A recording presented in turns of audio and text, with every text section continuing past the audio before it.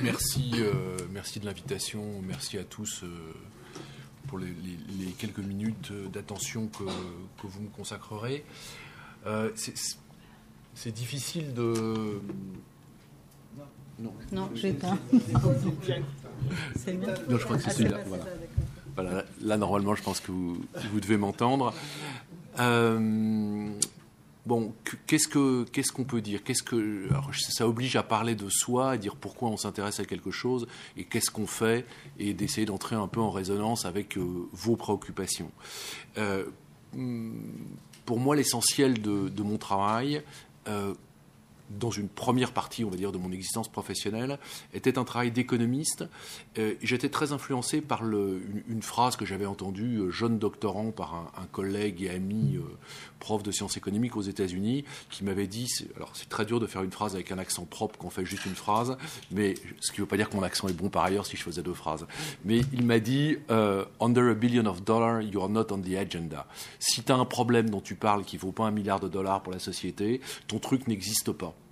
Et c'est lui qui m'a incité, qui m'a dit, écoute, puisque tu travailles sur l'économie des drogues, sur le tabac, sur les drogues illicites et sur l'alcool, essaye de mettre des chiffres et essaye de dire quel est le coût social, le coût pour la collectivité des addictions. Et c'est un peu ce que je me suis attelé. C'est pas d'une originalité folle du point de vue économique, mais ça avait le mérite d'amener, on va dire, un éclairage supplémentaire qui est de dire, écoutez, vous pouvez regarder les addictions de plein d'angles, mais à la fin de la journée, il y a un certain nombre de personnes qui décèdent, il y a un certain nombre de personnes qui sont malades, et le coût de ces vies humaines qui sont perdues, le coût de ces journées d'hôpital, les coûts de cette mauvaise santé, tout ça, ça s'additionne et ça représente un paquet sur lequel moi je peux vous aider à mettre un chiffre. Et puis ensuite, on a commencé à regarder aussi le fait que quand les gens étaient en soins ou lorsqu'ils étaient pas en bonne santé pour travailler, il y avait des pertes de production pour les entreprises, et que lorsqu'on additionnait tout ça, les addictions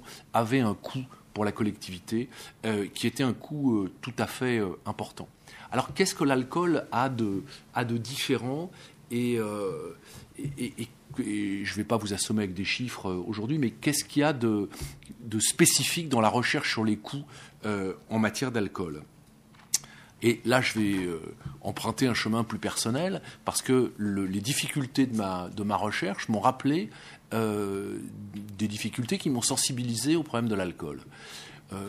Pour rebondir sur ce que disait Marina Vladi, j'ai souvenir de ma mère qui arrivait à boire 1 litre de whisky cul sec avant d'aller plaider à la cour d'appel de Paris. C'était un bel exploit, mais ça n'arrangeait pas très probablement sa santé. Et venant d'une famille russe, c'est un deuxième clin d'œil, j'ai essayé de sensibiliser des personnes de ma famille à l'idée que peut-être une bouteille de whisky, d'abord c'était s'agenouiller devant l'impérialisme américain alors qu'on avait la vodka, mais qu'en plus c'était certainement pas bon pour la santé, et qu'on commençait à avoir sur ma mère des traces d'une alcoolisation trop fréquente. Et je me suis aperçu que l'ensemble des gens à qui je parlais, qui étaient pourtant essentiellement des gens plutôt intellectuels et plutôt sophistiqués dans mon entourage familial, m'expliquaient que soit j'avais la berlue, soit j'avais une relation difficile avec ma mère, soit je comprenais pas. Bon, je me suis aperçu qu'il y avait un déni extrêmement important des conséquences de l'alcoolisation, et qui est, je crois, très très particulier à l'alcool. Et encore aujourd'hui, il me semble que quand je travaille sur le tabac, tout le monde me dit que le tabac c'est mauvais, c'est clair. En revanche, sur l'alcool, et c'est ce que Michel disait tout à l'heure, cette espèce de séparation qui fait que la plupart d'entre nous pouvons boire un verre ou deux avec plaisir, mais que d'autres, dans leur vie, ou d'autres très rapidement basculent du côté du non-contrôle, cette frontière rend les comportements difficiles et rend la recherche difficile, parce que moi je suis aujourd'hui, non plus comme enfant mais comme chercheur, exposé à cette difficulté, à tracer en permanence des barrières entre, je m'exprime avec mes mots, Michel m'expliquerait les choses sans doute avec des mots dans son domaine plus net, mais tracer dans les statistiques la différence entre le normal et le pathologique me rappelle les difficultés que j'avais à essayer de tracer la barrière entre le normal et le pathologique chez les gens que j'aimais bien. Alors, je crois que c'est tout à fait important de continuer à mener un travail scientifique sur le domaine de l'alcool et sur le domaine des addictions en général, parce que, pour moi, et ça sera mes derniers mots, parce que j'ai le sentiment d'avoir déjà parlé longuement, pour moi, il y a deux façons pour les politiques publiques de capturer un problème. Ou bien on capture un problème en se disant le problème important, c'est le dernier dont on a parlé. Ou le problème important, c'est... Alors aujourd'hui, tout le monde m'expliquait que le nombre d'accidents et le nombre de morts dans les transports aériens avait augmenté. Ben oui, le nombre a augmenté, mais le nombre de gens qui utilisent l'avion a augmenté aussi, donc le pourcentage de gens qui décèdent a baissé. Bon, moi, c'est le genre de petits trucs qui me mobilisent. Donc, soit on se focalise sur le dernier truc qui est arrivé, soit on regarde les machins de masse. Et on voit 78 000 morts chaque année avec le tabac, 49 000 avec l'alcool, et à partir de ça, on élabore des chiffres et on dit au pouvoir public, dites, est-ce que vous ne voulez pas qu'on reprenne la conversation par ordre de priorité sociale, par ordre de ce qui coûte le plus cher à la collectivité, et également par ordre de ce qui peut être évité à moindre coût, parce que on pourra avoir ces discussions un autre jour. On voit qu'un certain nombre de traitements ont des rapports coût-efficacité extrêmement satisfaisants et permettent de diminuer la mortalité, la morbidité, blablabla.